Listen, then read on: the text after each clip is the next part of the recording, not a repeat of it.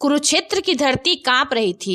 आकाश में सूर्य था, पर उसका प्रकाश भी मानो युद्ध की धूल में कैद हो गया था। शंखों की गर्जना, रथों की टकराहट और योद्धाओं की प्रतिज्ञाएं सब मिलकर समय को स्वयं रोक देना चाहती थी। लेकिन उस महान युद्ध से दूर एक और युद्ध जन्म लेने वाला था।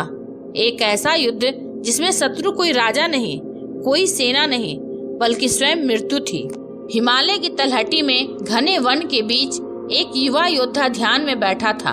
वह था घटोत्कच पुत्र बर्बरिक। उसकी आंखें बंद थीं, पर भीतर अग्नि जल रही थी। उसके सामने 3 बाण रखे थे, साधारण दिखने वाले, पर उनमें ऐसी शक्ति थी जिसे देवता भी समझ नहीं पाए थे।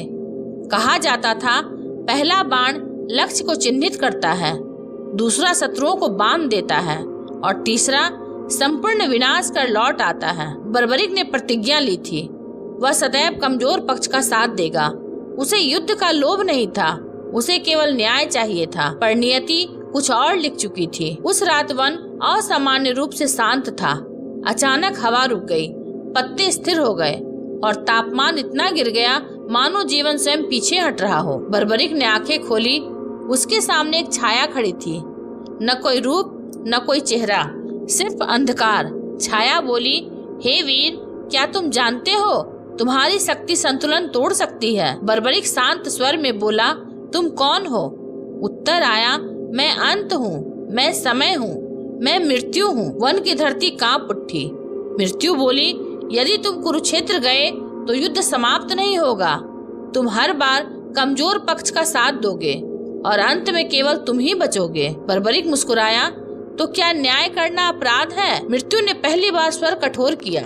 न्याय और संतुलन अलग होते हैं। तुम न्याय खोज रहे हो, पर तुम्हारी शक्ति सृष्टि का संतुलन तोड़ देगी। कुछ क्षण मौन रहा, फिर बर्बरिक उठ खड़ा हुआ।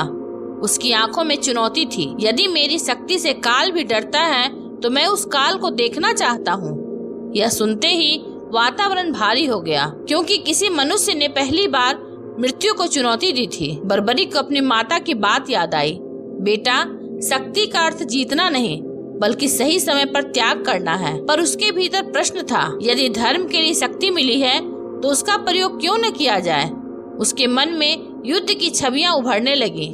भीष्म, द्रोण, कर्ण, अर्जुन और एक रहस्यमय पुरुष मुस्कुराता हुआ, सब जानता हुआ। मृत्यु बोली, यदि तुम मुझे ललकारते हो तो सिद्ध करो कि तुम मृत्यु से नहीं डरते। अचानक चारों ओर दृश्य बदल गया।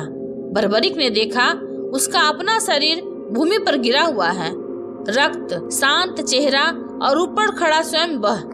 उसने अपनी ही मृत्यु देखी। क्षण भर के लिए उसका हृदय कांपा, पर उसने आंखें बंद कर ली। यदि यह अंत है तो भी मैं धर्म नहीं छोड़ूंगा। दृश्य टूट गया। मृत्यु कुछ क्षण मौन रही। पहली बार मृत्यु ने धीमे स्वर में कहा, तुम्हें मृत्यु से भय नहीं, यही कारण है कि तुम खतरनाक हो। बर्बरिक ने पूछा, तो क्या काल भी डरता है? छाया उत्तर नहीं दे सकी, क्योंकि सत्य यह था, जो मृत्यु से नहीं डरता उसे मृत्यु नियंत्रित नहीं कर सकती। अगली सुबह बर्बरिक ने अपना रथ तैयार किया। 3 बाण, एक धनुष और अडिग संकल्प। जैसे ही वह चलने लगा, आकाश में बिजली चमकी।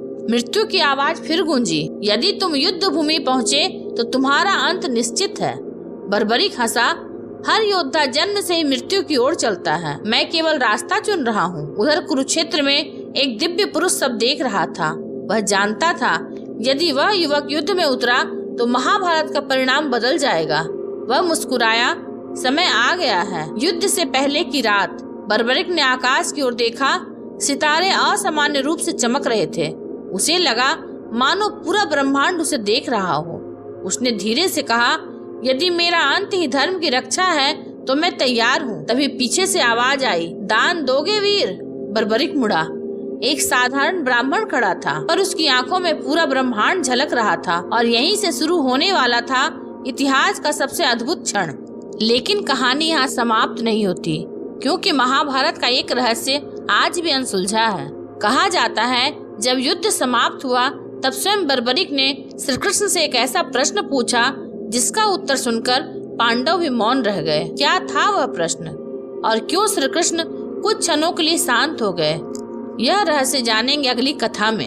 अगर आपको लगता है बर्बरिक का बलिदान महाभारत का सबसे महान त्याग था तो कमेंट में लिखें जय श्याम।